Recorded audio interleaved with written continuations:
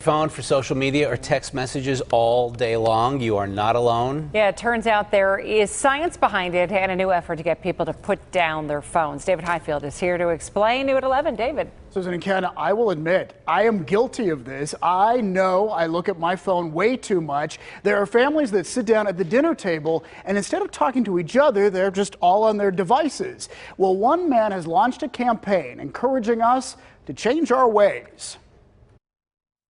Put down the phone, don't let life slip away. Embrace the moments the screen can't imitate. It's probably not a message you'd expect to hear in a rap video, but Pittsburgh-based musician Jordan York is serious about getting people to put down their phones.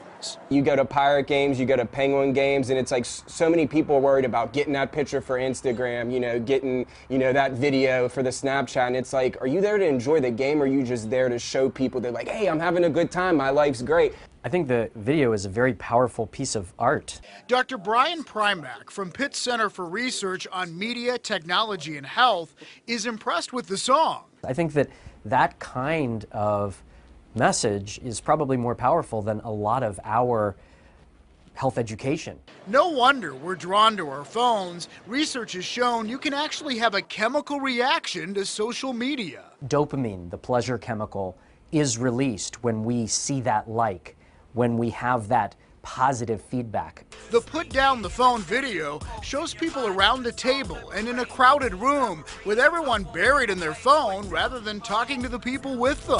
Put down the phone, you are not alone. When I'm with my family and my loved ones, like I want to engage with them. And interestingly, the center's research found people who spend more time on social media are at a higher risk of depression, anxiety, and feeling lonely. The video ends with another reason to put down the phone: someone killed while texting and driving. I just hope everyone gets behind it and I have a positive message for the world.